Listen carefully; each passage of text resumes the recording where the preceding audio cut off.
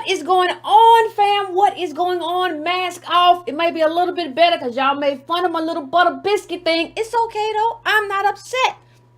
Anyway, fam, we're going to get down to it. But as usual, we have to do a bit of housekeeping, family. So please, please, please make sure that you hit that like button. If you are in there right there, hit that like button for me. I would appreciate it. Cost you no money to hit the like button. You in here, it's at 283. We at 700. So hit that like button for me because you know it's been some funny things going on. I won't get into it.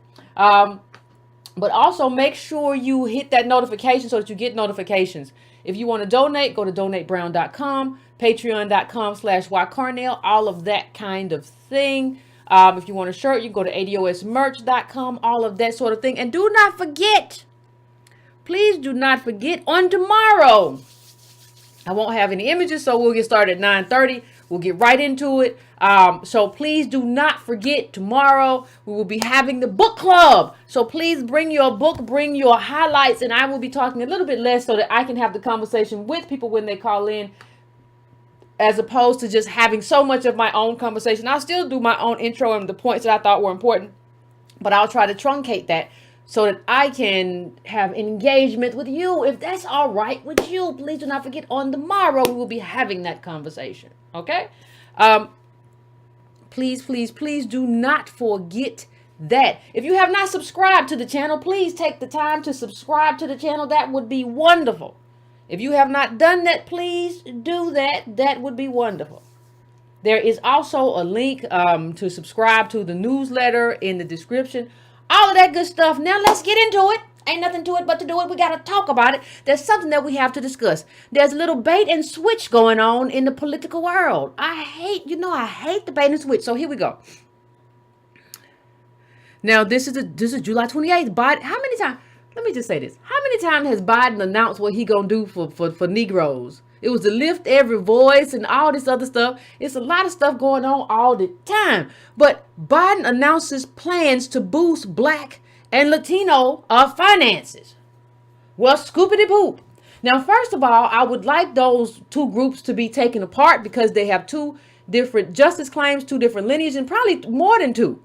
Because, when you talk about Black, you're talking about a bunch of different groups. When you talk about Latino, you're talking about a bunch of different groups with a bunch of different lineages and history. This is what happens when you allow like white supremacy to kind of write your story and tell your narrative and what about how you're gonna be called and what you maybe we don't even be called it. But let's just get into it. We're not gonna take a lot of time. I just want to say, let's go with what the plan calls for. Let's have the conversation because it's a lot of mask songs. So let's have the conversation and talk about how we take the masks off. The plan calls for dedicating $30 billion of previously proposed spending on small business. What is Small Business Opportunity Fund for Black, Brown, and Native entrepreneurs? That's a lot you threw in that bag. Biden also proposed tripling the goal of federal contracting with small disadvantaged businesses from 5% to at least 15% of all spending on materials and services by 2025. Yes, but from where I'm standing, there's something missing here. Okay, you want to do this with the loans and the whatever, but what we have been talking about, not that we have an issue with this, it doesn't have the kind of specificity I need, and I don't trust you. See, because right now I kind of feel at this moment while I'm talking to you, I kind of feel like Nina Turner is right when she said what she said. Just the other day about Biden and all this stuff. She said, Nina Turner, a co-chair of the Sanders campaign, told me she has no appetite for the choices she faces. It's like saying to somebody, you have a bowl of shit in front of you and what you're going to do is eat half instead of the whole thing. It's still poo. This is still poo. And this fun that you're talking about is still poo. We've been telling you what we want. See, we've been having a conversation about what we want. We want a nice meal with some potatoes and a little bit of stuff. Nina Turner said it right. We've been telling you we want food and nourishment, and you keep putting poo right here. And I'm going to prove to you that it's poo, regardless of what anybody says. I'm going to prove to you that Nina Turner is exactly right. So here's what's missing in terms of, well, what the elephant in the room? In terms of Biden's blueprint and mobilization and everything he's talking about. I don't even know if he's saying it, y'all. I don't even know where Biden be at most of the time. I saw him do an interview or a conversation with Obama and they were talking. It's a wild time to be alive. But here's what's missing. The blueprint does not endorse slavery reparations, a move some black activists have advocated as a way to tackle economic and moral inequalities. Asked Tuesday whether Biden would support a congressional study on reparations, the senior campaign official said the vice president doesn't have a problem with the study. Now I want you to, fam, let's pay close attention to language. If somebody, he said, let me read that again. A senior campaign official said the vice president doesn't have a problem with the study. That's like somebody coming in and say, listen, I heard you got a problem with me. And you say, I ain't got no problem with you. You got a problem.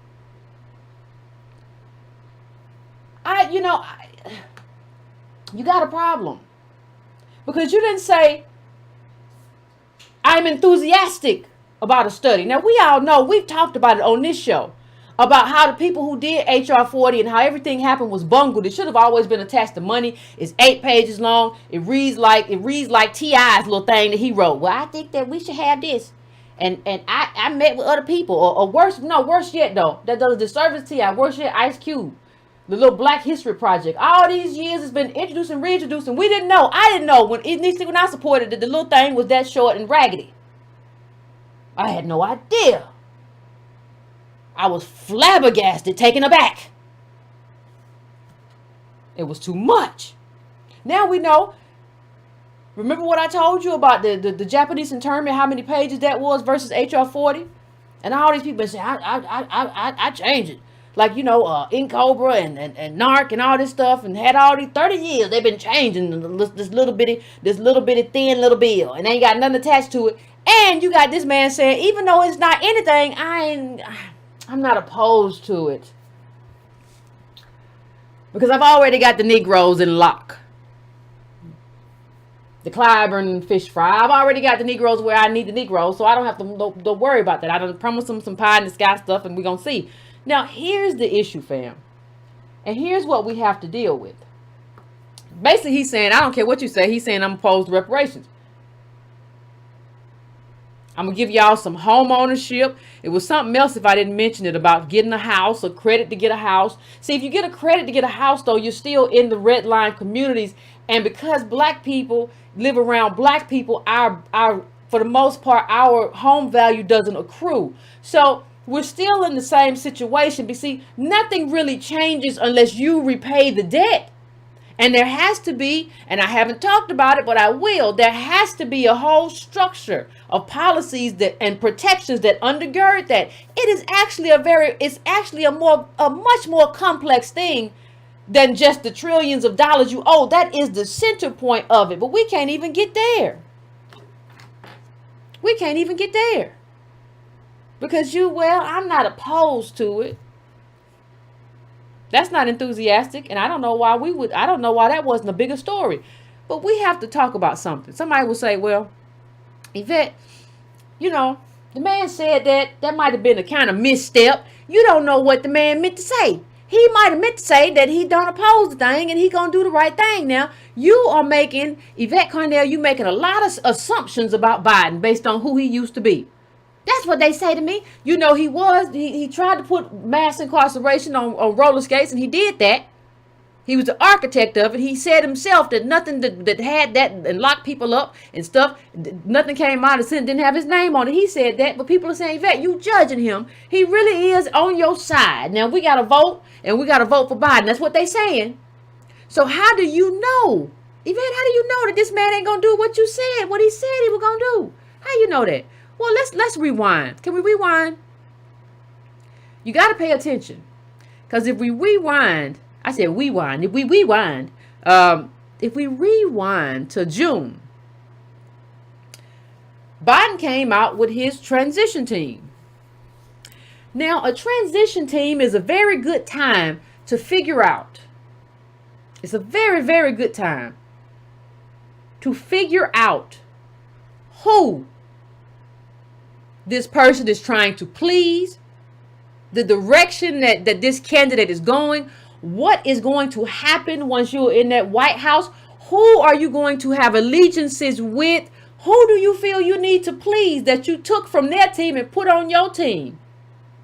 What is your ideal? So you have to look at the transition team. The transition team gives you tea leaves about where this is going to go. You don't have to just look at the past. If he has a transition team, you can look at the transition team and decide where we're going to go from here. So let's look at the transition team. Now, the first person, Ted Kaufman, this is one of Biden's guys, right? Ted Kaufman, one of Biden's longest serving advisors, has tapped half a dozen government veterans to work with him as part of a formal transition operation that has been established independent of the Biden campaign officials involved with the process, told NBC News. Okay, so this is where we start. So this is Ted Kaufman, Biden loyalist, been with Biden years, had the office himself for a while after Biden went, whatever. This is Kaufman. So this is the first person. This is the person who's setting the tone. That's your guy though, so I ain't got no problem. That's your man, right? That's who's picking everybody. But that's who basically in charge. He's a Biden loyalist, years gone back. Everybody else and who he kind of picks, because he's the one kind of picking. All of that stuff matters, because it lets you know the transition, the White House is going to look a lot like the transition team. It's going to have a lot of the values of the people on the transition team. The relationships of the transition. It's all going to be in there. So if you want to know which way we're going, we got to look at the transition team. As Biden's appointed replacement in the Senate for 2 years after he resigned to become vice president, like I said, Kaufman helped write the legislation to formalize transition planning, imposing specific requirements both on the current administration and presidential candidates to take such steps. The legislation was informed by his work as part of the Obama-Biden transition team in 2008. So you were part of the 2008 transition team as well. Okay, so we get that down. Let's keep moving now. Let's keep on pushing, fam. For the Biden team, Johannes Abraham has signed on to manage day-to-day operations, with Avril Haines coming on to help policy and agency review teams and herself lead the national security and foreign policy team. Abraham served for all 8 years under the Obama administration, ultimately as chief of staff for the Office of Public Engagement and Intergovernmental Affairs, led by Valerie Jarrett. He also served as operating officer of the Obama Foundation before joining the faculty of the Harvard Kennedy School. Haines also served in the Obama administration as Deputy National Security Advisor and Deputy Director of the CIA. Now, who is this person? Who is this person? Abraham. Now, let's see if we can find a quick photograph so we can figure out who all of these people are. All right. Let's go to the Twitter real quick. This is Abraham. Johannes Abraham. Right? This is where we are. Now, this tells us a lot of the stuff that we already know about where he served, chief of staff, all of that stuff. That's part of the bio. International affairs, so on and so forth. Now here we go again with him, and let's scroll down a little bit and see if we see anything else. Wait, where the brother from? Wait, do we know Harvard? So we know it's some elite stuff here, right? Looks kind of boule. But let's just keep going down. You see that according to NBC News, Johannes, who is first generation, who is the first Ethiopian American to serve in a White House role as chief of staff for the Office of Public Engagement. Okay, that makes sense because this is Valerie Jarrett. Valerie Jarrett, I think, was born in Iran. So this makes perfect sense. Now let me just say this. This is not some kind of xenophobic attack on him because he's Ethiopian. What I'm saying though is that how many Negroes have been in the White House? And so you get in this position where, and I think some of this is blindside, right? In the sense of Obama has certain things in common with other people, so he picks those other people. You have a blind spot, a confirmation bias, if you will, or whatever, where you pick people that have something in common with you. And so you have this though, but it is, you have to wonder, because I see Harvard, I see where you were, and I know you're at Harvard now, and I wonder if this is a diversity coalition, or if there's anybody in this coalition who is set up to have some kind of invested interest and do advocacy for ADOS, because you have gone the ADOS way with Clyburn and the fish fry, and I'm not seeing anyone there. I see from Abraham here doing international studies and being from where he's from. This is an international perspective. He has an international perspective. You can't look at him in the same way you look at an ADOS person. And we're going to criticize an ADOS person too. He coming. Because that's a different criticism. We get criticized too, our boule and the people who are just careerists and aspirational. But that's a different kind of criticism. It ain't better though. It may be worse. Because you owe more to your own people than anybody else. But this guy has an international perspective. That's just a given to me. So let's keep going though. Let's see who else we got. Like what did we just go through? Oh, what I got? Let's see, Haynes. Let's see if we can find one of her in here. Is it Haynes? Is it a her? Is it a him? Who are you? So let's see what we can find. That's still him. So this one got in trouble, but I think this one is also from the CIA. This Haynes. So yeah, this Haynes is also CIA. The rise of a former deputy CIA director on Joe Biden's transition team is drawing furious objection from the left, to the shock of her colleagues in the Obama administration, who believe Avril Haines' record in government ought to endear her to progressives. So having some problems. It's a lot of other people that's not getting along. Well, they fighting. I don't know. They all fighting. Everybody can do what they do, I suppose. So that's her. That's another one. Now, who else we got? Let me see if I can go up. Where's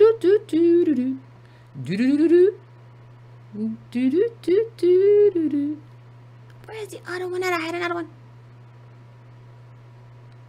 Well, this is the one I just put up, but go down a little bit further. It says joining Abraham and Haynes as part of the early leadership team will be Gautam Raghavan, currently the chief of staff of Pramila Jayapal, the co-chair of the House Progressive Caucus. Angela Ramirez, chief of staff to Representative Ben Ray Lujan, a member of the House leadership. Evan Ryan, a longtime Biden advisor and former Secretary of State. What does that say? And Julie Siegel, top advisor in Elizabeth Warren's Senate office. Now look at those names. That's a diverse group, family. It's a Creole. Somebody said, who said it? Queen Anne Blue. That's a diverse team. That's a diverse team, I tell you. I want to know where we are in that diverse team. Did you see us anywhere? And let's go through some of these other people. Now, this is her. I know you saw her. She was running somewhere one time. She was running and hollering, and she had to apologize, I think. This is that representative. And this is her. This is her chief of staff, who's also on that transition team, right? This is them. This is your dream team, family. This is the dream team. All right? This is the dream team, and he's been around. Now, if you catch at the very end of the article, let me see if I can find it. At the very end of the article is very, very interesting, because it says something very, very interesting. You got to know how to read the tea leaves, family. At the end of the article says Kaufman is also consulting with Representative Cedric Richmond, Democrat of Louisiana, and Jeff Zients, former National Economic Security Council under Obama. Now, you see Cedric Richmond, right? That's a Morehouse man, right? So he's gonna do our business, isn't that right? He's gonna, if you got the diversity of the Crayola, but he's there for us. And he's a Morehouse man, right? I mean, come on, that's good stock, ain't it? Here's the problem I have. Here's one of the many problems that I have. Because he's been seeking this position. Remember, he was already on the Biden, whatever, the Biden co-chair, whatever he was for the campaign anyway. But I like to know, the question I always ask is, what are you doing for your people at home? When I go to Louisiana, I think about, I don't know how you can go without thinking about Katrina. But there's a lot of other stuff going on there that don't even have nothing to do with Katrina, but it's just as awful. And I want to know what you're doing about that stuff. Yeah, you running, you getting your career good, and you doing all that stuff. You were Obama's man too. Oh, go look up him and Obama.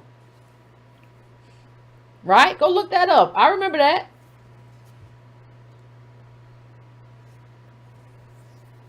Why this Democrat is absent from the fight against toxic pollution in Cancer Alley? Why is this Democrat? Please tell me, The Guardian, why is this black Democrat absent from the fight? Cancer Alley, dropping dead, our people. Why are you not there? Is that not your district? Let's see. Let's figure this out. Riddle me that, Batman. Let's see. On a crisp autumn day in Washington last month, Mary Hampton and Robert Taylor entered Cedric Richmond's office, hoping their federal representative would take time to listen. The two had traveled 1,000 miles from Reserve, a town in southern Louisiana, where according to U.S. government science, the risk of cancer is the highest in the country due to airborne toxins emitted by a nearby chemical plant. Hampton and Taylor have lost numerous relatives to the disease over the decades and blame the plant's emissions of a compound named chloroprene, listed by the U.S. government as a likely carcinogen. So carcinogen means it causes cancer. Why are these black people living around something that causes cancer, sir? Richmond, the 46-year-old congressman, has represented the residents of Reserve and most of the people living in a densely polluted area between New Orleans and Baton Rouge, referred to as Cancer Alley, for almost a decade. A rising star in the Democratic Party who now co-chairs former Vice President Joe Biden's 2020 presidential campaign. Richmond is the lone Democrat in Louisiana's delegation to Washington. He has won successive elections here, campaigning on health care expansion, voting rights, and criminal justice reform. A charismatic and chiseled jaw politician. Now, I disagree with that. I didn't see the chisel to the jaw. I did not see that. He has seen his congressional seat in Washington turn into a Democratic stronghold in the deeply Republican South. So, yeah, you won a Democratic seat, and that's what everybody's happy about. So let me just say this real quick. Everybody's happy that you won the seat. But the biggest problem that we have is the thing that makes you a good Democrat is the thing that makes you not good for black people. Especially ADOS people. The thing that makes you a good Democrat makes you a bad representative for us.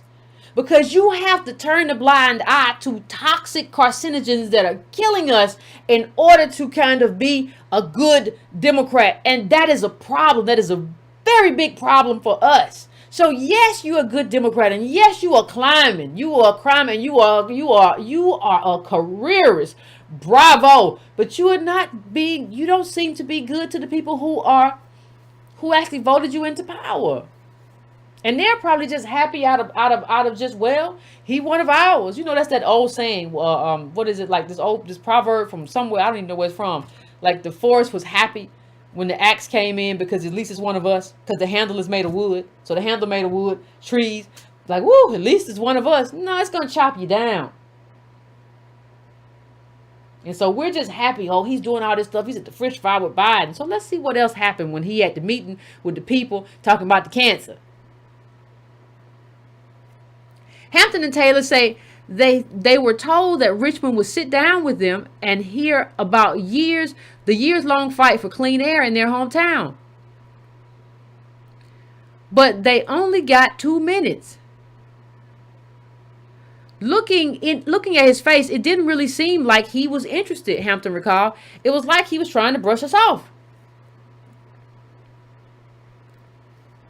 During their short interaction, according to Hampton, Taylor and one other present for the meeting, Richmond acknowledged community concerns over emissions from the plant, right? Operated by the Japanese chemical company Dinka, and described them as a worry. A worry.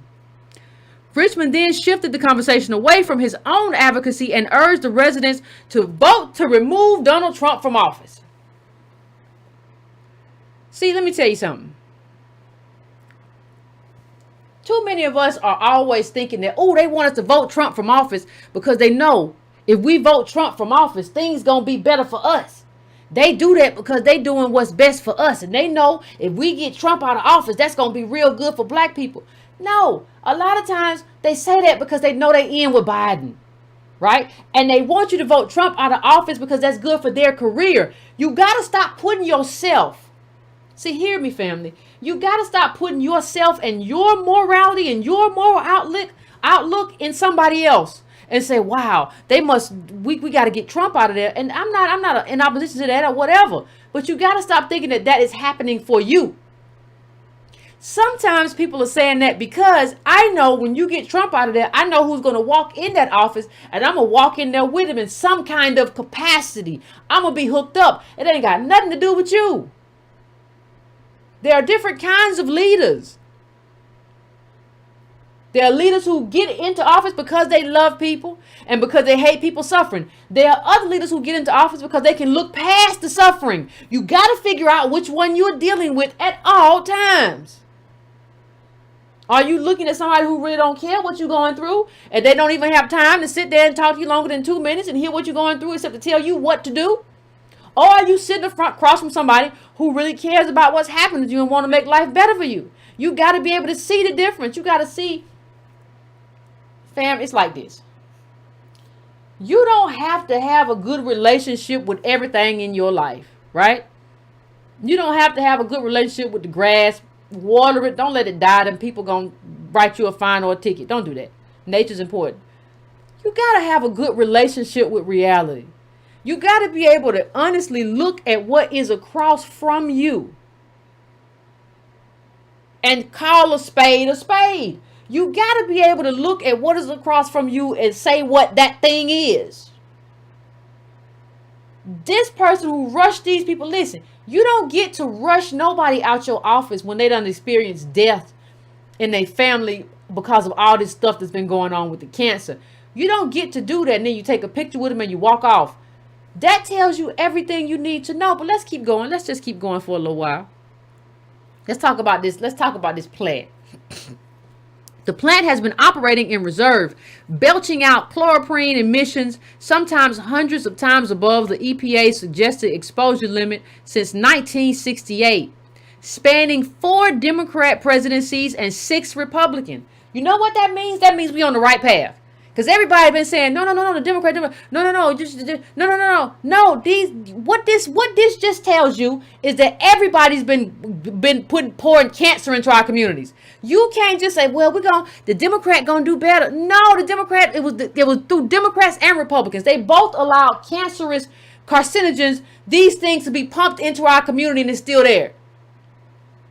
At a certain point, family, you just gotta say, you just got to say, we're not taking this no more. That's what Democratic down ballot is about. I'm not voting for you. So let me go on. It's a bowl of poo.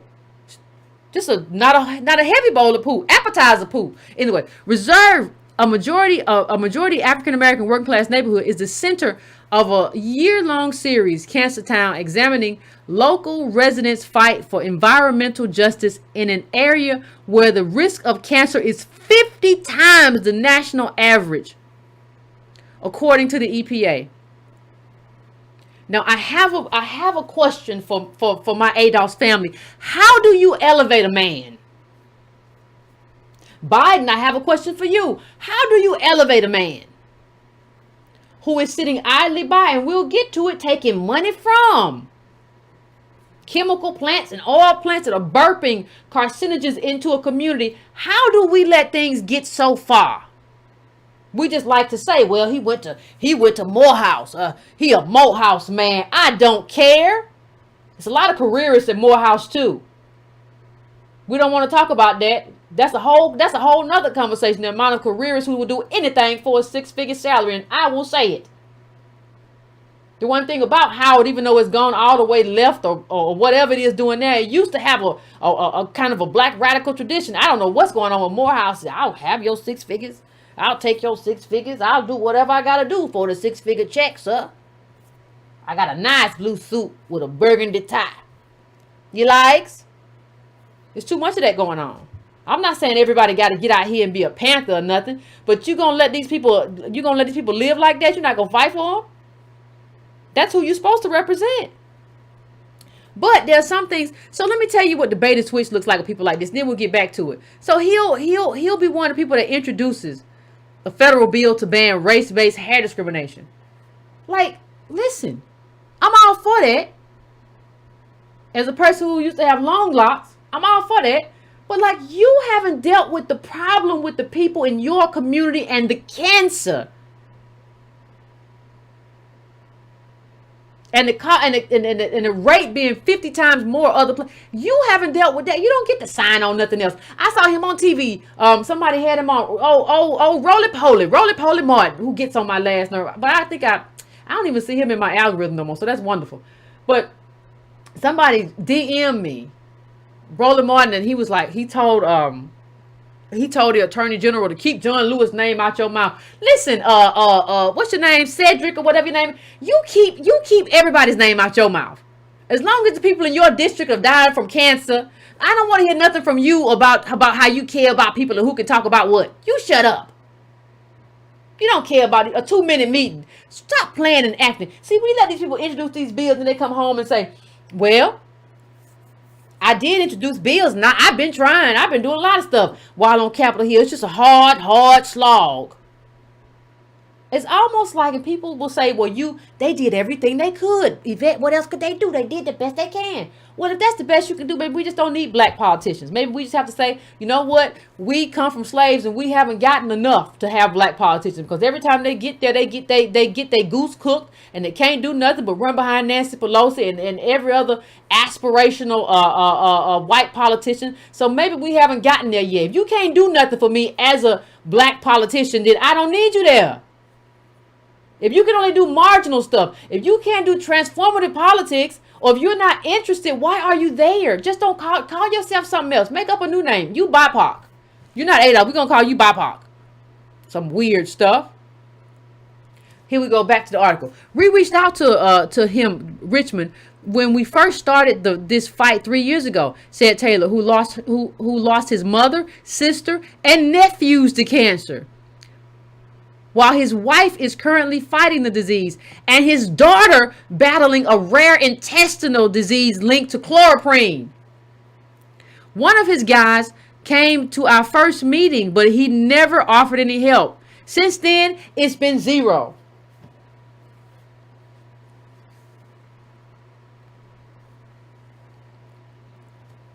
The congressman, one of the highest recipients of donations from oil, gas, and chemical industry in the Democratic House caucus, has paid little public attention to perhaps the most internationally pressing issue in Louisiana's 2nd congressional district, the continuing proliferation of polluting petrochemical and fossil fuel plants in the region.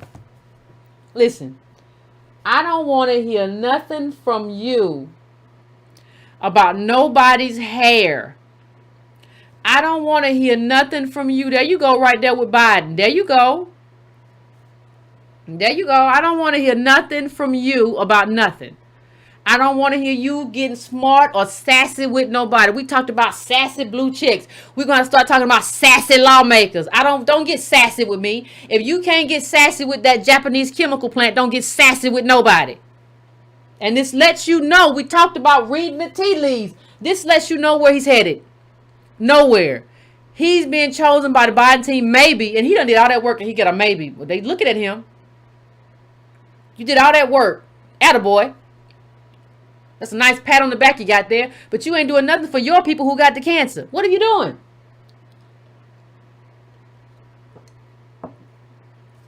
What are you doing?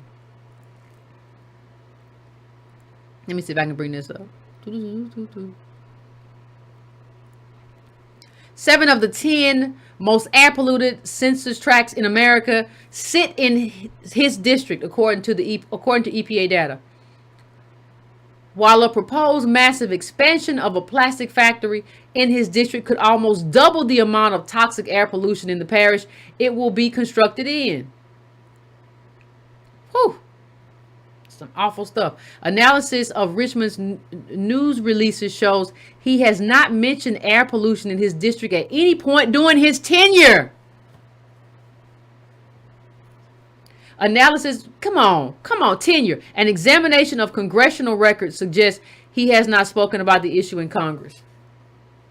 This who we elevating? I'm just asking. I'm just trying to figure out, is this your Morehouse man? How do we fall so low that this is the standard? Y'all gonna let this man let this Japanese company poison his own people? And walk around? Well, he be with Biden. You know, he headed for places. Yeah, he's headed for places because he's willing to sell you out. Did you hear all those people that man said in his family had cancer? Everybody in your family got cancer. How do you deal? Think about the emotional load of not only the people around you having cancer, but you wondering if you gonna have it. Because of where you live. And you got a black representative. You got a Morehouse man who ain't doing nothing for you. Well, he paved the way for the hopping shop. It's always some little dumb stuff a Negro say. Well, he did get us the statue over at the corner of First and MLK.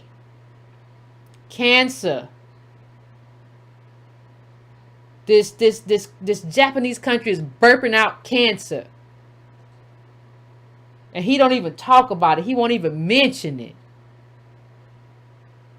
Come on, family. Let me go to this. Let's talk about the money. The money matters. Now this might be one of Biden's guys. You know, go to the White House with Biden. Everybody said he'd be happy he'd be a black man, and Roland Martin was like, yeah, you know, he told him, oh, y'all so weird and high schoolish. Still, the financial weight of major polluters in Louisiana politics is substantial. During almost a decade in Congress, Richmond has taken over $400,000 in campaign donations from the oil and gas industry and chemical manufacturers, according to an analysis conducted by the nonpartisan Center for Responsive Politics at the request of The Guardian. Let me just say this. This Negro works for kind of cheap, too. That's the thing with us. Just be working cheap. That's all right. I'd be fine with a box of chicken. I'd be fine with some... You know, you ain't got to give me much. I like pizza bites. What? And let me just bring something else up really, really quickly. Because he was walking around and running around with Joe Biden. And as the co-chair and all that stuff. And they asked him some questions. So this is from I do believe it's the Washington Post, if I can find it. But it's very, very, very, very, very, very, very, very, very, very interesting. Because this is them asking Richmond some questions. The Washington Post asked him some questions about his role, his position, and where he kind of thought this was headed, right? And what he kind of thought about himself as a politician is, I think, is eye-opening in a way. Listen, how do you plan to help the vice president in South Carolina? He's put together a good South Carolina team, and I do have some experience there just from being so close to the House Majority Whip James E. Clyburn and some other political people down there. I don't think it's going to be based upon my relationship in South Carolina or throughout the South. But when you're an African American congressperson from the southern states, generally you're the congressman for all Democrats in the state because you're the only one. Think about that, fam. People in the South are understanding that we have to elect somebody who wants to invest in the people, which means job training. It means education. It means job creation. Nowhere is he talking about reparations or anything specifically for ADOS. There's no specificity. And if there's no specificity, throw the whole thing away. There's no specificity. Fine. Okay, whatever. Vice President Biden has been criticized for saying, here we go, 1994 crime bill. Let's see what your Morehouse man got to say. 1994 crime bill, which he supported, did not generate mass incarceration, though experts have said it did contribute. Does he need to clarify? Remember, this was a while ago. This was in the heat of that whole debate. He should give a long interview, a policy statement on the crime bill. It's a matter of fact. It's a matter that's far too nuanced for somebody to just say, hey, was it good or a bad bill? When people remember the climate, the times and all the things, it puts into a different perspective. My young activists, I love them to death. But the fact that they're young activists means that they did not grow up on the streets I grew up in. Now, here's where the lie comes in. Here's where the lie comes in.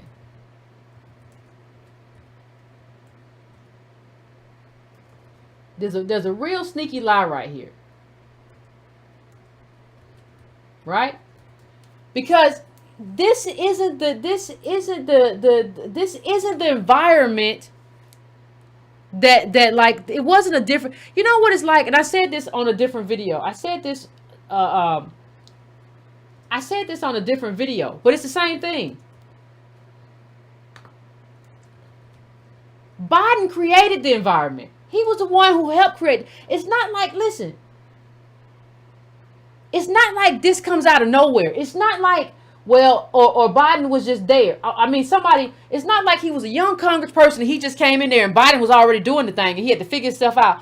Biden said himself, my name has been on all these criminal justice, anything that makes crime harder. Biden was the one who told George H.W. Bush, your crime bill ain't enough. No, that's not a context. You can't blame an environment when you helped create the environment you're complaining about. You did it. It's almost like somebody who was a slave owner saying, well, it was the environment. No. There were, like I said in another video, there were abolitionists who were doing a very different thing. You made a choice. You were there giving this man, you was there cover for this man and giving this man permission. Like, what kind of Morehouse man is you? They ought to take your degree and burn it. Like, you giving this man permission to do what he did and saying it was a different time. It wasn't a different time. And to the extent that it was a different time, Biden created it. He was one of the architects of that moment. And you're willing to throw that away and throw all the black people who were hurt because of that away, because you are aspirationalist and you are a careerist and you don't care about nobody but yourself. And you can't make me believe any different. There's no way. I'm not even a congressperson. Nobody could come to me and say something about they had cancer and they got it from cancer in Louisiana. I could not turn them away after 2 minutes. You do that because you don't have a heart for your own people. So I don't trust you on Biden's transition team. Well, he's going to be the only Negro. Well, I don't need it. You might as well tell me to go eat a can of Spam. That's how much you care about me. If you want me to go after this Negro and trust this Negro with anything that matters. The only thing I trust him with is his own best interest. And I don't have no problem saying that y'all better get rid of these little boule people who just want to rise the ranks no matter what. who just want to, they smart, they real smart, but you smart, but you don't use your wits and you're smart on behalf of your people. You use your people to rise above the ranks and be what you need to be to white people. That's a different thing. And you are not my ally. We the same. We both with HBCUs, but I wouldn't trust you as far as I could throw you, and that ain't too far. We got to understand. We got to be able to just look at, see this, that's what I meant. You got to be able to just look at the tea leaves and see who somebody is. It's not hard to look at this transition team and see what's going on here. It's not hard to look when he talks about how he talks, when Biden talks, how he talks. It's not hard to see exactly what's going on here. Somebody put this up. Ibrahim, I think, put this up today. Let me see if I can find it.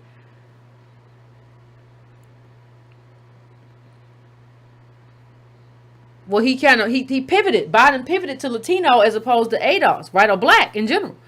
It's about breaking the cycle. In good times, Latino communities still lag behind. In bad times, they have it the hardest. Yeah, this has been pivoted. You're taking up. You've already gotten the black vote, so you're taking up the you got that through clobber. So you're taking up the Bernie, where you're going to use your way to victory is going to be through Latinos, right? Well, I don't know what you want me to do for you in that case. I don't know. I don't owe you anything. I don't owe you anything in this life in the next 25. I don't owe you nothing, Biden. I don't owe none of y'all anything. And I think that's something that we have to understand. We don't owe nobody nothing. We are old. We do not owe anybody anything. When you are the old and you are the victimized and you have never been made whole, we do not have a debt that we owe you. And you done moved, judging by everything I see, you done moved past us anyway. And so what do I owe you? You done moved past us. You done, and it's too, before I go, let me just say this. It's too easy to find Negro careerists. Can I say that? Is everybody just trying to get their goats off and just, what happened to leadership? It's easy to go pick a Negro and go out with him and pat him on the back and tell him and put him in positions. And Obama started this. Obama started it. With this guy, he started it.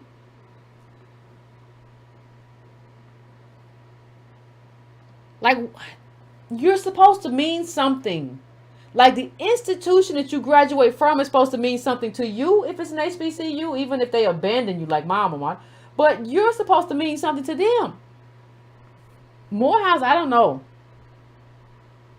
know. This is ridiculous. Cancer Alley, what you doing? And you don't even talk about it. It's not even like, even when Obama was president, I said, listen, I don't fault Obama for not getting stuff done. I fault him for never having fault. He don't fight. And I know why now. He wasn't anchored in us and the pain and everything, the suffering of that. So I get it. But for the Guardian to say you don't even mention the pollution that's killing your people in your district, I want nothing to do with you, not ever. And I don't know how your districts. If I'm gonna get abused, I'd rather get abused by somebody white. If I'm gonna get beat up and have cancer and have tumors, I don't want it with you. I don't understand how we have allowed the people in our community to be elevated who have been elevated. And I don't even care what this man. You can't come to me tomorrow and email me, well, he did this. Nothing matters more than the cancer that these people are experiencing. Not one thing. Nothing. I don't care what he built. I don't care what program he got. If he can't get those polluting people out of his district, he don't matter. And he's awful. That's just my assessment. Now, if you have a different assessment, you can tell me when you call in. I'm about to go to the phones. You can tell me. But that's my assessment. If you can't get this company that's burping out gas or whatever into this black community that's mostly lower middle class and that's dying of cancer, if you can't prevent that, you are worthless to me. You are a worthless person. You are damaging to your community, and you are worthless in terms of how I value you. And if somebody got something to say different, they can call in and say he got the whatever it was. I don't know. But give me a few minutes at the phones, family. I will be back and we can have a conversation.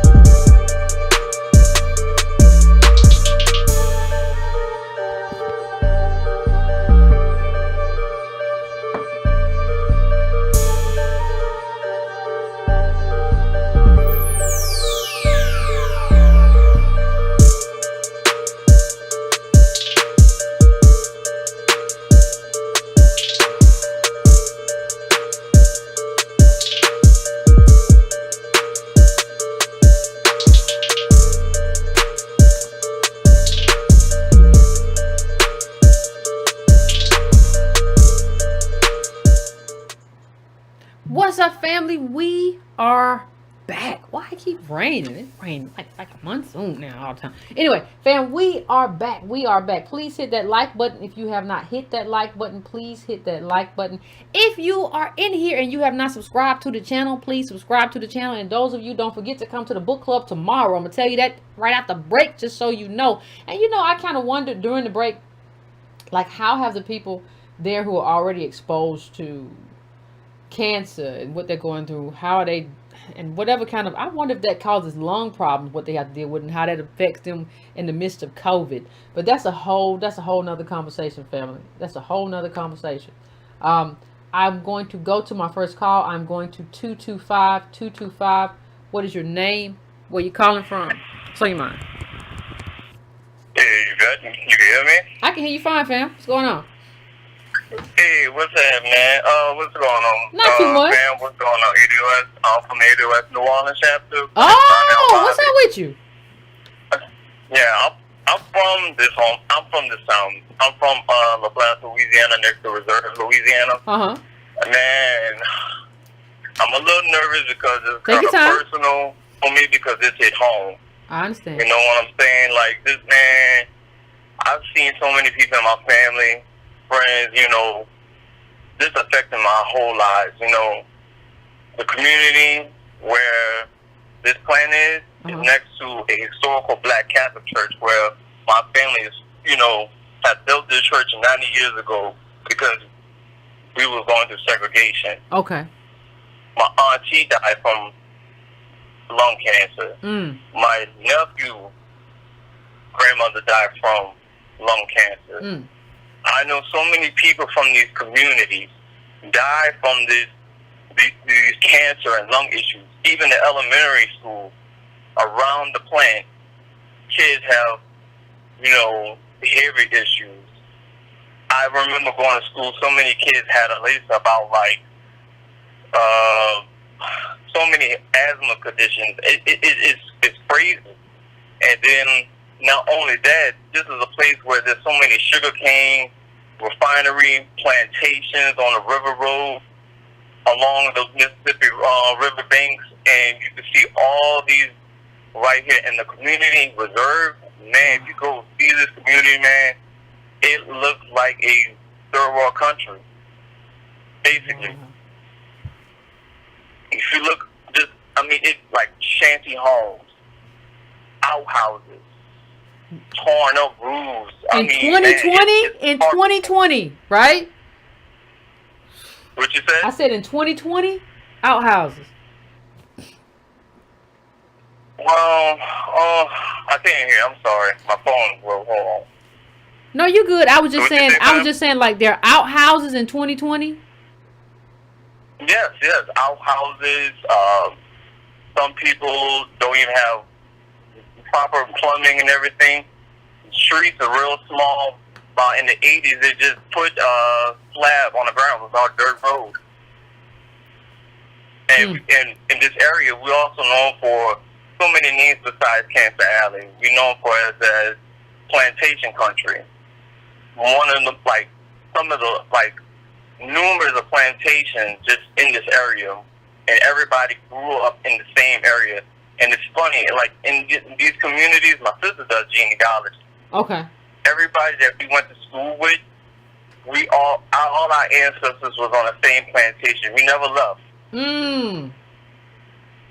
So, all my best friends I grew up with, every generation, all our families came up with each other. So, like I said, this community has been really affected. And I was really, I'm sorry. No, go ahead, fam. Go ahead. You finish your thought. Go aahead. Cedric Richmond, back in February, I posted on my Twitter, and I went at him. I told him, I said, you discussing with Joe Biden, out of all people who have a track record of, especially here in Louisiana, the number one, one of the top imprisonments of ADOS men. I've been to Angola. There's a rodeo, a big rodeo. And I remember when I was a kid, I went to the rodeo. Man, horrible feelings go around that. You see a bunch of white people watching Adolf men, like it's like during the Roman times, getting trampled over, bulls and these black men in shackles and stuff. Then I went again for a field trip when I was in middle school, and seeing it was just seeing how the men picking cotton out of the fields and stuff like that, and got a man on a horse. That stuff like that didn't go well with me. And it's like, man, and like I said, back in my community, the whole like Louisiana, you could see a lot of towns look like that. Shanty, poor, Lion Project. It's horrible. And all the schools that in that area is named after like plantation owners. So this is a real hard, place, like the images and stuff like that. Even the school I went to called Leon Gacho, one of the he was a big planter in Reserve, and that's all you see is plants and sugarcane and shanty homes, houses on top of each other. I mean, you don't even have that much landscape between you and your neighbor. And like I say, if y'all come down to this little area, man, it looks so bad. It looks so bad. It's just it's very shanty. Well, I think it looks so bad because it is so bad. Like, there hasn't been any investment, any reparations, anything to improve the living conditions of the people who live down there. And like when you put that plant there, like, I hate to say like, but what you're basically doing is just confirming that like you don't matter. You built this place. That's why you have the plantations and stuff, because you built it. The plantations, the people who built, like, that's what we did. Plantations built a country, but you don't matter. So you don't even. It's kind of like, even remember we talked about Terry Sewell with the hookworm. All these, we have so many black people that are still living in third world conditions, and we're so concerned with whether or not this Cedric Richmond fellow is going to be elevated. Like, he shouldn't be elevated. That's just what it is. Exactly. And a lot of these politicians, they have a lot of family that live in this area. Mark Morial, for example, his mother, her last name is a Heidel. It's funny because my great-grandfather, his sister married to Mark Morial's mother, brother. And they're from on the opposite side of the Mississippi River, Cancer Alley. And, and in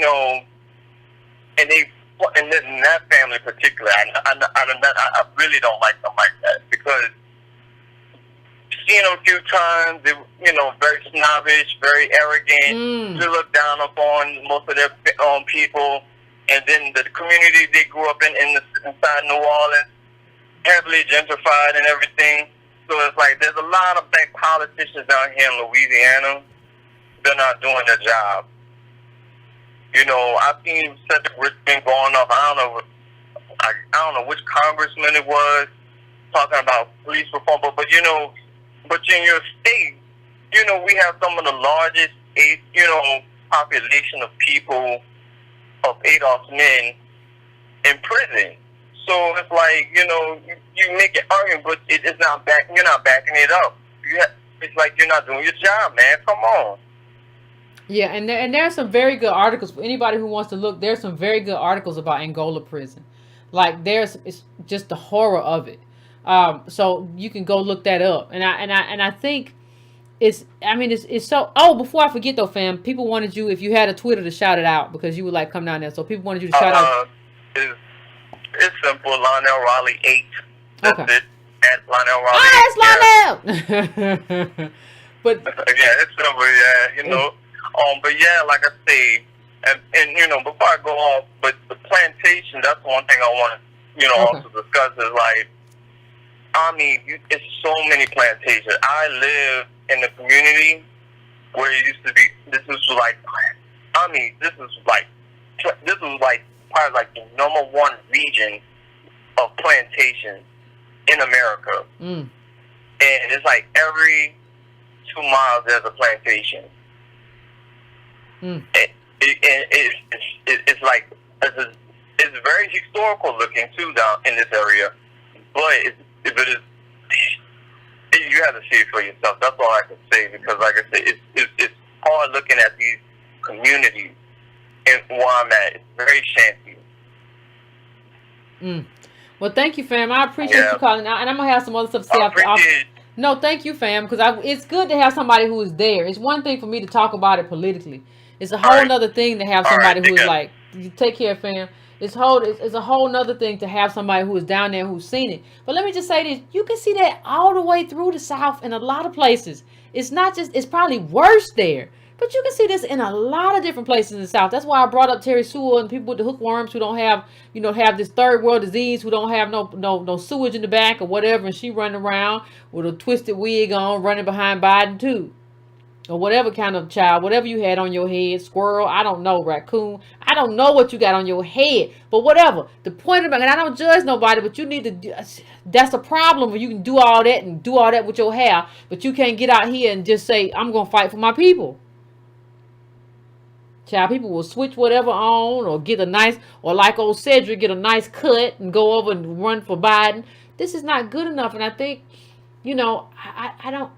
I just don't know. I'm at the point where I don't even know, do we care about each other like as people, or have we created like a bunch of baby monsters who just are going to get what they get regardless, and they're not going to care about who gets hurt, and they're not going to care that their people still live the same way they lived way back when. They still got outhouses or whatever the same way they had way back when. I saw it when I was in Arkansas, right?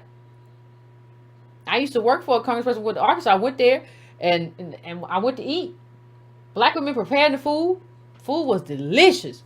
But on the way there, you see like these, like he said, these little shanty homes. Right? And you see like, that's how my grandmama lived. And you see like, for how much of ADOS America have our lives just not changed? And nobody seems to care. Even us. That has to change. And I think we as a collective have to make a decision that, like, yeah, that's got to go. And anybody who supports us living like that and burping up carcinogens has got to go. So anyway, I'm going to my next call, fam. I am going to 315. What's your name? Where you calling from? What's on your mind?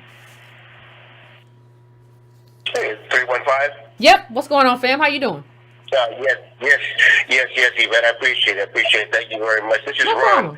I'm on the road right now in Seattle, but I'm from Syracuse, New York. I listen to your show. I appreciate listening to your show at all times.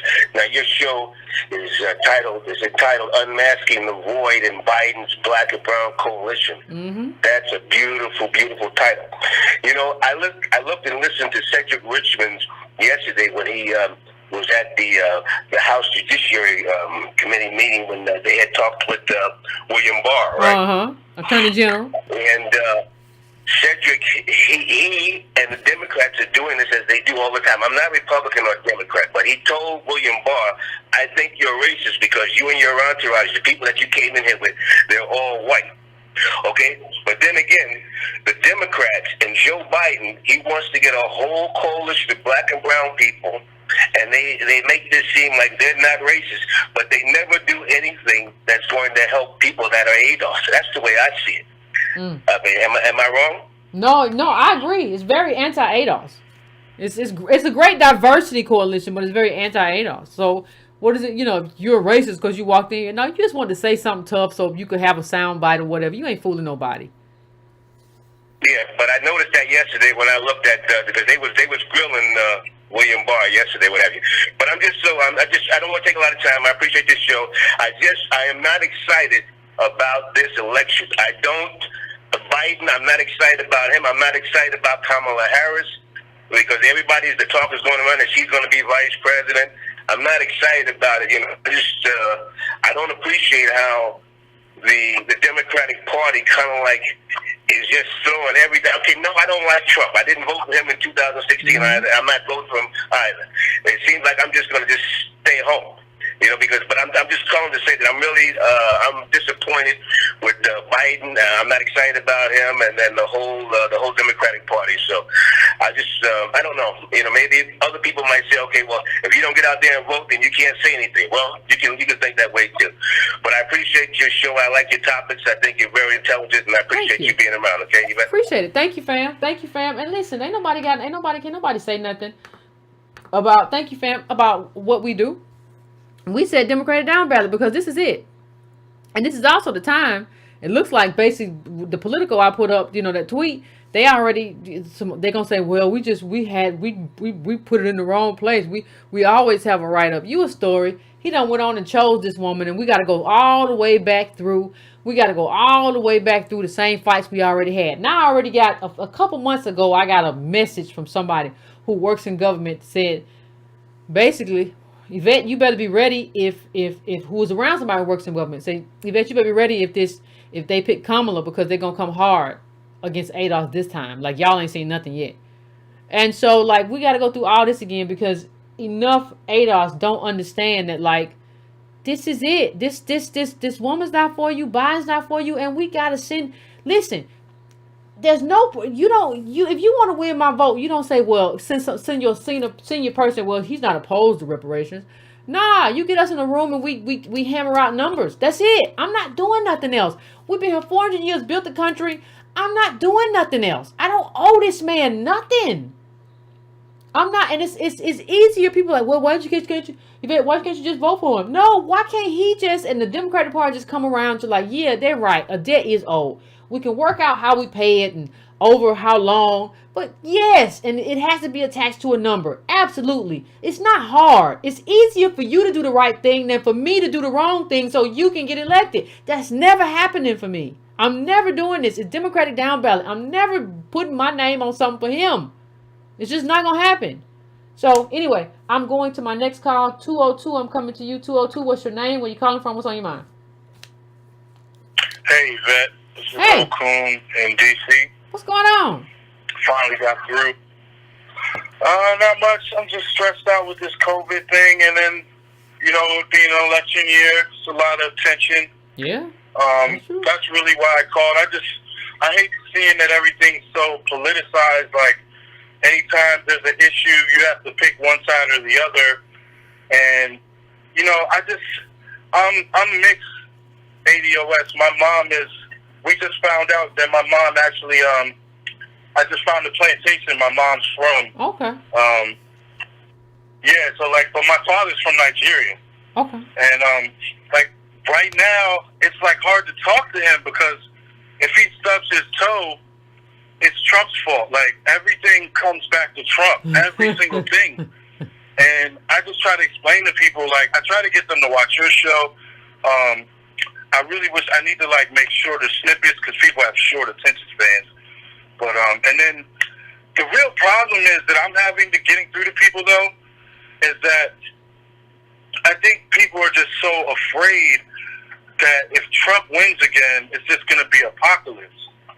And it's I don't know how to even explain the down ballot thing. I think I'm just going to just do what I do and stop having political conversations with people, because they don't like the information you give on your show. They might see the same numbers and say something different. They're not ready to receive your message yet. And I watch your show every week and think, how can I help strengthen this movement? I'm online a lot. I have, whatever little resources I have, and I'm in D.C., which is a, pretty big metropolitan area. So it's I have a lot of access to resources. And I just think, how can we help strengthen this movement? All these talking heads that people watch, I really wish they would watch your show, but it's just hard to get through. I try to tell someone, we were having a nice conversation, I brought you up, and then I said, I felt like I had to put the disclaimer,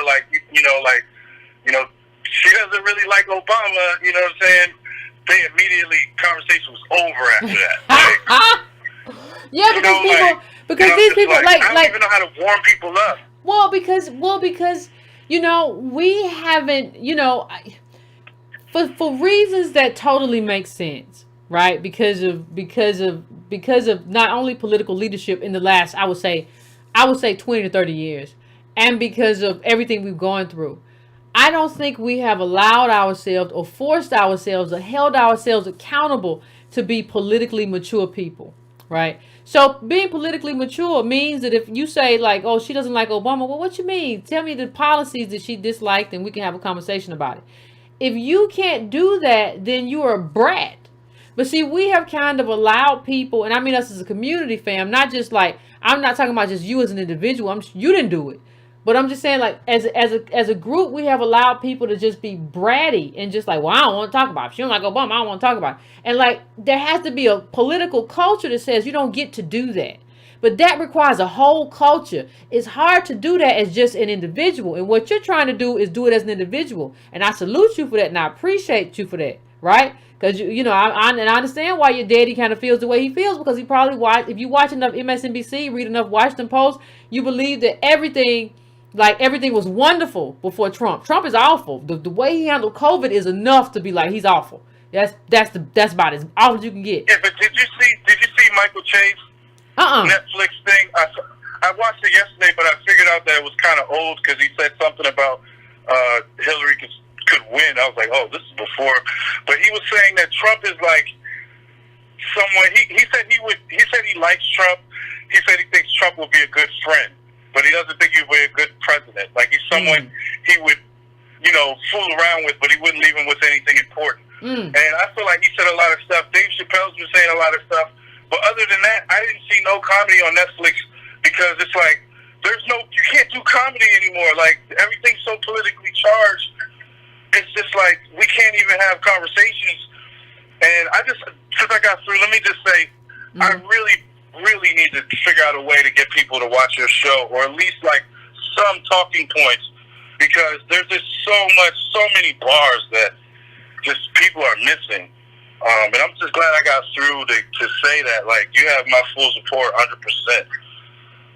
Thank you, fam. I appreciate it. Let me just say this. I know, like you said, you're not fully ADOS. So I just want to say, we appreciate the allies, and and just to put that out there. And it's just, I can't be, at a certain point, the propaganda is just so strong.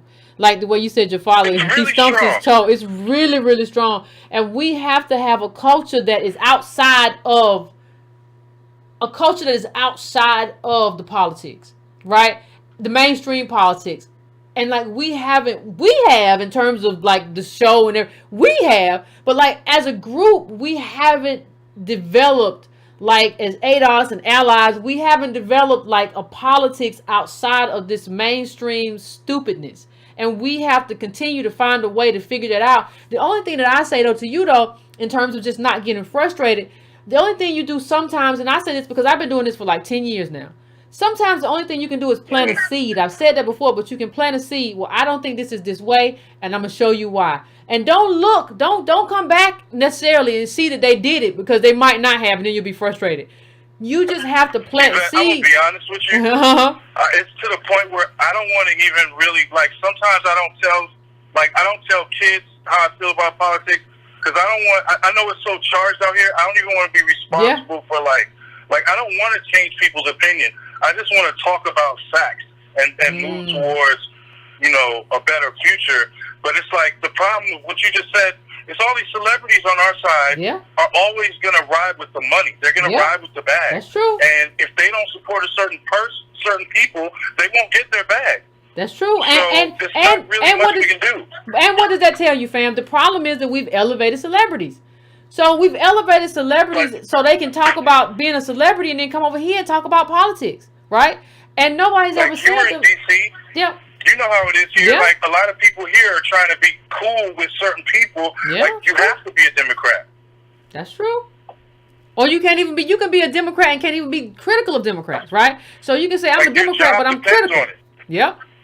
You're right. Your career depends on it. Yep. But thanks for taking my call, problem, man. I appreciate it. I appreciate it. Thank you. It sounds like the brother planted a lot of seeds, but he's tired of planting seeds because people is crazy and stupid sometimes. And I understand that. I totally understand that, because people are going to come back and blame you and, well, you this. And you know one other thing I know is that people do. They will go away and then come back and be like, well, I got another thing. I didn't ask you for another thing. I didn't ask you to come back here. I said what I said. Now go away. Why you got to keep coming back here with your new argument all the time? Nobody fighting you all the time. Jeez Louise. Anyway, let me go to Let me go right now to 269. What's your name? Where you calling from? What's on your mind? Yeah, my name is Dale Morrow, and I'm What's up, calling Dale from Morrow? Battle Creek, Michigan. I'm the one that used to call Al Sharpton up numerous times to talk Oh, about okay. ADOS. I remember that. And He yelled at you one time, and you and yelled since, back at him. well, since that time, I've moved to Birmingham, Alabama. Okay. I got down here with a job that and basically got terminated due to the pandemic that's going on. So I took a portion of my resources that I was getting from unemployment, and I went ahead and created an internet radio platform. So it's my intent to go ahead and to start putting on programming. A lot of it's going to be music, because that's going to be necessary, but I am going to have talk show programming. It's going to be, since I'll be the host of it, I'll be coming from an ADOS point of view, because that's what I consider myself to be. And in addition to that, on my advertising or limited advertising that I put out there, it's going to list my station as a ADOS owned and operated station. Okay. And it's my intent to go ahead and to disseminate information regarding ADOS on this platform. Okay. And I even have the capability to, over a period of time, to have up to 10 different individuals to come in as a guest or a DJ or a host, so to speak, to where they can have platforms on my platform as well. I just want to go ahead and disseminate what is going on, do it intelligently, keep the facts together, and basically to be able to do it on more of my terms on my platform. What's your platform now? My ability. What's your platform? I said, what's your platform? I just want to give you a chance to shout that out before you go. Well, I appreciate that. It's right now you have to use the entire address because I'm going through search engines. You know how that is. It's https://360blackradio.com. I used that phrase because it's more commonly accepted, but I also have another domain name, which is grapevineradionetwork.com. And I believe I bought one that does say ADOS Radio Network that I'll be interjecting in that as well. So 3 ways people will be able to go ahead through my marketing to get to my platform. I was just hesitant about using the ADOS name in the domain only because I don't want to be perceived that I'm trying to monetize, or capitalize on the ADOS name. Mosquitoes done got me. I understand, Sam. I understand. But I appreciate you. I appreciate you. Don't stop calling Al. Don't stop calling Al, though, because you had him on the ropes. Thank you, fam. I appreciate you. And I appreciate you being able to get that information out there. Going to my next caller. Going to 757. 757, what's going on? Yvette. Oh, this! They was looking for you. Hey, guess what? What's going on? When I first started talking to you, I was like 62 years old. Today is my 67th. So let me Happy birthday! Look, I'm gonna tell you, sister girl, I've had a chance to talk to America. There's an old angry black dude in Yorktown. Wait a minute. I can't hear you. What'd you say? Nothing. I said happy birthday. That's all I said.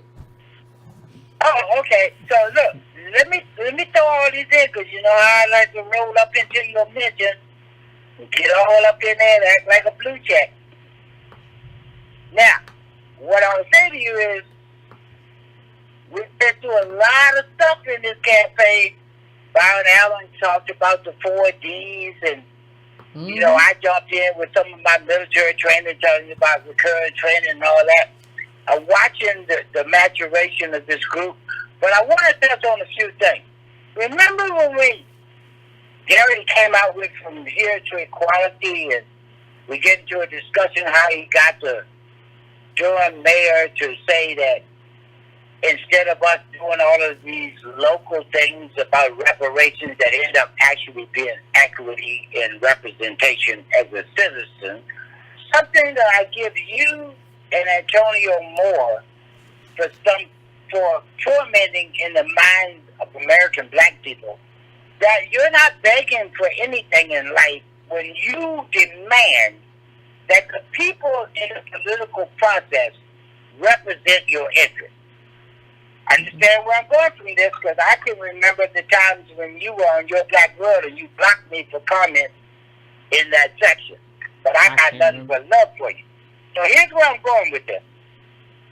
We've watched somebody like Nicole Hannah-Jones get assaulted for the defects in her presentation of something that should have been an instrument to fortify why reparations is essential for black Americans. She acquiesced on that, and now she's in a position that she's being attacked from all kinds of people that are instrumental in what was fundamental in my youth, which is a lost cause teaching that permeates everything in America. In other words, white people that were actually traitors to the concept of citizenship and what you should get as rights as a citizen have been elevated as patriots when we all know, in fact, they were traitors. I point that out because Dr. Darity finally put out his book, page 155, The Confederatization of American Education. Now, where I'm going with this is, I laugh now because we actually are sitting in a real-world incident where somebody like Nina Turner had to explain to America having to vote for Joe Biden is like having a sandwich made of feces. That's the kindest way I can present what she said. But I've had the luxury of calling into your show and telling people, you can't tell me a sandwich made of feces coated with sugar is actually a pastry. So my point to you is, along this whole path to reparations, when you and Antonio had pointed out that lineage is essential, specificity of who you're actually demanding makes a payment to us has been circumvented with all kinds of people that don't have our interests in mind. Let me call out some people that we all talked about in your show cover. Robert F. Smith. That is a venture capitalist. He's a black man who has figured out how to make his cultures get pulled as long as he can peddle privatization for the public good. You and I both know your background at Howard will present this to you. Black people actually introduced public education to America. But now we are in an era, 4 or 5 generations removed, where people are telling you to get a public education is bad. Why is it bad? It's probably bad because it is a vault for people with money to extract wealth from you, which is what you and Antonio have been talking about for 3.5 years. Our bodies are built for extracting wealth. Now, the interesting thing is, you covered a few people like Jacobin, Segar Angetti, Crystal Ball, Saeed, whoever the hell his name is, another prodigy that has appeared, that has told you that people of color are the ones that really need support from the American system that actually has government doing what? Propelling you and allowing you to be the best you. That is the American myth. What I'm going to say to you is, a lot of people have been all up in my face for 4 years telling me what you get wrong. What you actually get right is, as American citizens, we owe nobody an apology for actually being self-interested. All politics is identity, and don't let anybody fool you into believing politics is something we should stray away from. I applaud you, and I say the same thing I said when you were with Irony. Much love to you, sister. Keep doing what you're doing. Thank you. We got this. We're built for success. Don't get it twisted. Reparations for people who have been harmed for 4 centuries is the only goal. Don't let the people telling you that you're xenophobic win the battle. Well, they gone anywhere.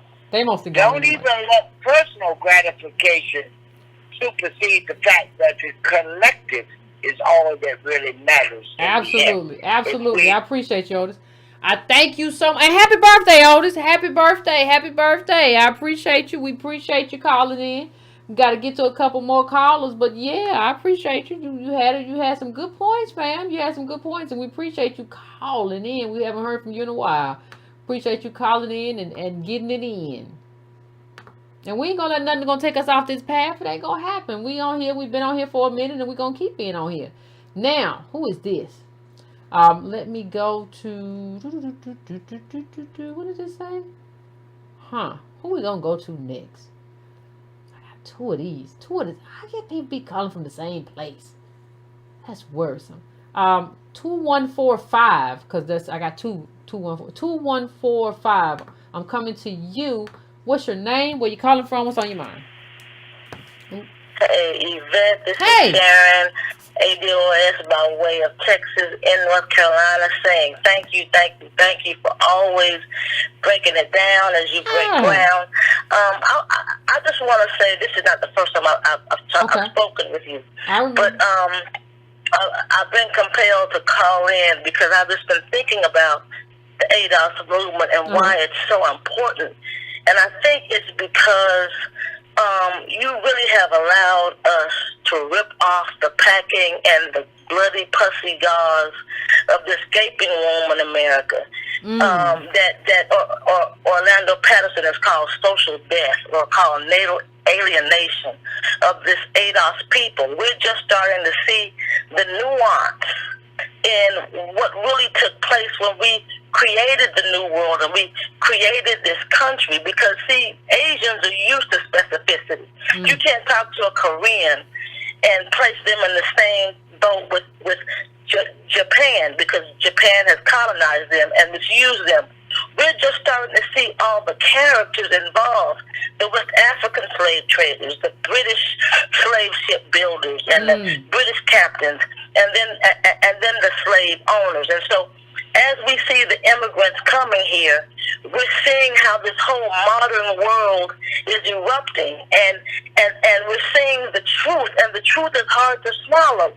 So I'm looking forward to the book. I'm going to scan it quickly, but I just want to say that the pain that ADOS is bringing to the discussion is necessary pain.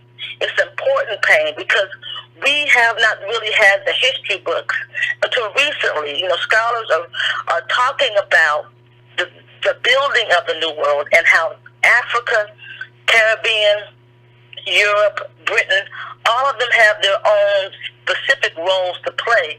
But as it relates to this justice claim, ADOS is on point. And as Otis said, it's hard to come behind Otis, but you have to end with a number, and that's what the data does for us. I recently saw a special on Netflix about the gentleman Clarence Avon, and he said over and over again, everybody begins with a number and everybody ends with a number. Well, this country began in 1619 with that number of 20 and odd Negro folk that came off that boat on the James River. And the book that you had us read, The Half Has Never Been Told, tells about all the numbers, the wealth that was generated through the tobacco crops and the cotton crops and all of the other unknown industries that, or skills that we produce for the wealth of this country. And now we're coming to the end where we have to deal with the cost of that with another number.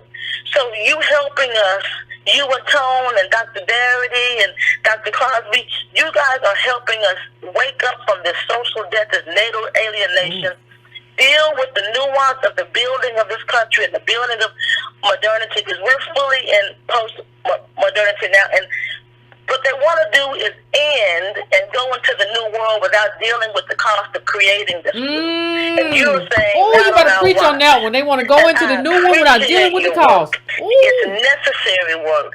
And I just want to thank you. I'm going to use my small platform, and I'm going to let my little light shine. And I happen to teach, and I'll make sure that I pass my books on that you allow us to read with my students. And I've seen some of my students actually become members of ADOS. So I just want to thank you. You're making a difference. The truth is going to rise, and you're going to be a big part of that. So I just say thank you, and I'll let you take another call. No, thank you, fam. No, you gave me a good end point, fam. Everybody going to be mad. But we're going to be here tomorrow, fam. So couch what you have to say within the context of that. You know, I remember a time when we first started, we didn't have like many callers. It's like 3 or 4 trickle in. Now it's always full. That's wonderful. But it's unfortunate for you at this moment because we're going to end the show here tonight because we will be back tomorrow. So bookmark your book. I have to put tabs in the book. But I think I'm going to do, I just have some overall themes about what I read. So I'm going to use that to kind of figure my way through tomorrow, because I have some I think I kind of alluded to it, but in terms of what has to happen in terms of even how black immigrants are viewed in terms of who they are or whatever. I think there's some interesting things that have to happen. We've always thought about ADOS because of who we are and our justice claim, but there's some interesting work that has to be done on the immigrant end, even for them and their own claims or whatever. So that's a lot I'm going to talk about. I'll hit that tomorrow, fam. Please enjoy the rest of your evening. If you didn't get through, just be easy breezy. We will be here tomorrow, and we're going to do the book club. We're going to have a conversation. The book club is usually the best. They have everything already laid out and everything. So just make sure y'all have y'all, your little highlighted areas. And if it's on, I don't know if this is on Kindle, but if you had a book, give us the page number so we can read it together and make the assessments together. So do all of that stuff, because we're going to have an interesting conversation tomorrow. So please don't forget to show up. We'll do that show tomorrow earlier. It'll be at 9:30. So it won't be as late as the normal show. So 9:30 we'll be doing the show. The latest 9:40, but there's no real setup except I'm going to put some of the charts up. That's it. So that's not a lot. So just show up for the show, fam. Just show up for the show. And I will talk to everybody. I will see y'all tomorrow. Please do not forget to like. If you want to donate, go to donatebrown.com, patreon.com/ycarnell. But please do not forget to like. Please do not forget to hit that bell. Please do not forget so you get notifications. If you have not subscribed to the channel, please hit that subscribe button for me. Cost you nothing. These are things that you got to do. So I need you to do. You ain't got to do nothing. But that's free. You can hit that like button for free. Cost you nothing. Cost you nothing to hit that like button. So anyway, fam, just be easy breezy, and we will catch up tomorrow.